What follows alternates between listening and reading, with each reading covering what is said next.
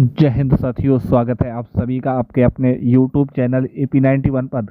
आज एक महत्वपूर्ण टॉपिक में आज चर्चा करेंगे कि अगर आप बिहार में अगर विद्यालय अध्यापक के पद पे कार्यरत हैं, बीपीएससी टीयर 1, 2, 3 से अगर आपकी नियुक्ति हुई है, चाहे वह आपके प्राइमरी, अपर प्राइमरी और हाई स्कूल सेकेंडरी या सीनियर सेकेंडरी, अगर आप किसी भी विद्यालय के सेक्शन में अगर पदस्थापित हैं तो आपके लिए वीडियो काफ़ी महत्वपूर्ण है। यह वीडियो लास्ट उनके लिए भी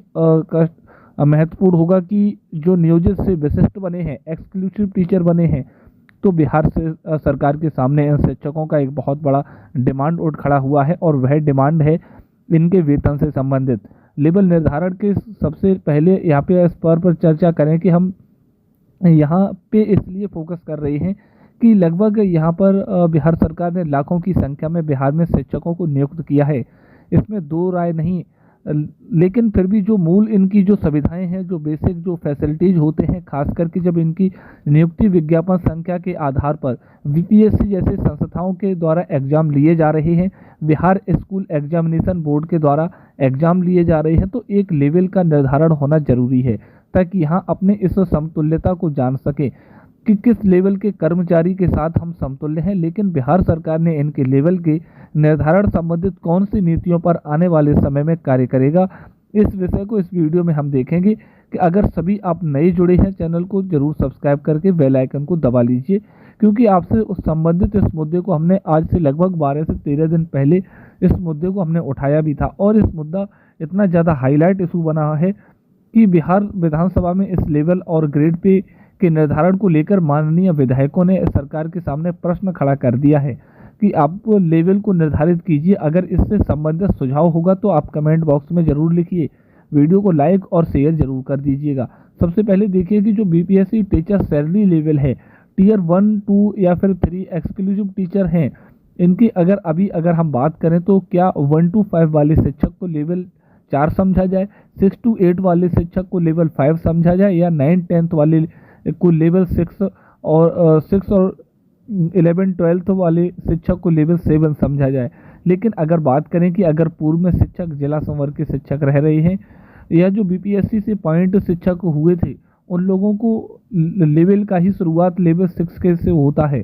चाहे प्राइमरी सेक्शन हो, चाहे सबसे नीचे वाला जो सेक्शन होता है वहीं लेवल 6 की शुरुआत होती थी। लेकिन आज आप किस लेवल में हैं, यह निर्धारण कर पाना बहुत कठिन हो चुका है। इस मुद्दे को इसलिए हम ज़्यादा मार्क करना उठा रहे हैं क्योंकि बिहार विधानसभा में यह बात उठा और यहाँ पे कुछ माननीय विधायकों ने बिहार सरकार के सामने,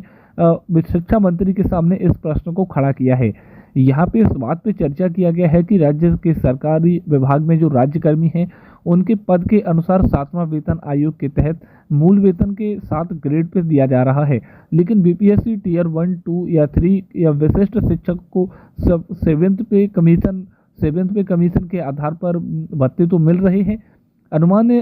भत्ते तो मिल रहे हैं इस चीज़ को लेकर के, लेकिन इनको लेवल नहीं दिया जा रहा है। यह एक गंभीर विषय है। इसके अलावा यहाँ पे जो बात किया गया है 1 to 5 वाले का आप फिक्स कर दिए, विशिष्ट के साथ तो 25,000, 6 to 8 वाले का 28,000, 9 to 8 वाले का और विशिष्ट का 20 बीएससी का 31,000, 11, 12 का 32,000। अब यहाँ पे एक मूल समस्या ये हुआ कि अब जैसे ही आप 7th पे कमीशन का अगर ये चार्ट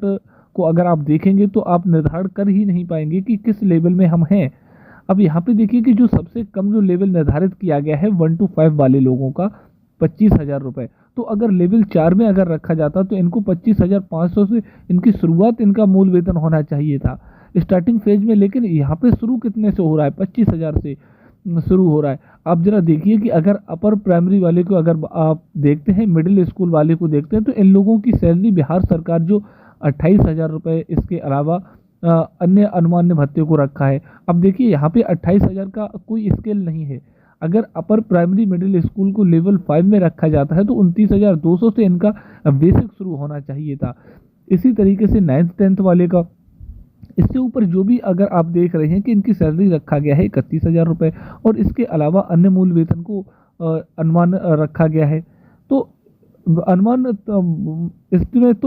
31,000 जो एक लेवल में आने के लिए लेवल 6 यहाँ पे तो इनके बेसिक शुरू होने चाहिए था 35,400 से, लेकिन शुरू कितना से है 31,000। ठीक से ठीक इसी तरीके से 11th और 12th में आई है, तो यहाँ पे शुरू होना चाहिए 32,000 पे। अभी सरकार दे रही है जो बीपीएससी या विशिष्ट शिक्षक 11th 12th में है, लेकिन अगर इस लेवल पे बात करें तो फिर अगर लेवल 7 में आते हैं तो इनका 44,900 पे।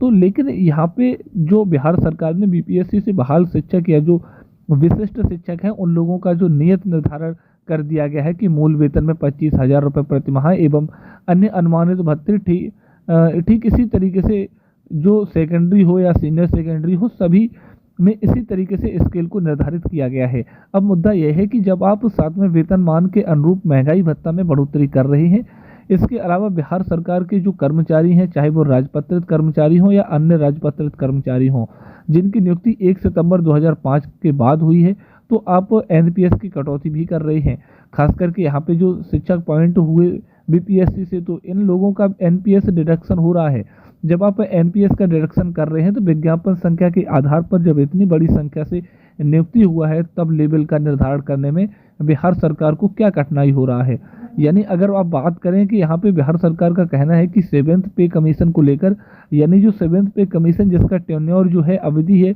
ये आपको 1 जनवरी 2026 को समाप्त हो जा रहा है, क्योंकि केंद्र सरकार ने 8वें वेतनमान को लागू करने की अनुशंसा 1 जनवरी 2026 कर दिया है। तो क्या 2025 में बिना लेवल के ही बिहार सरकार इन शिक्षकों को इंतजार करना पड़ेगा?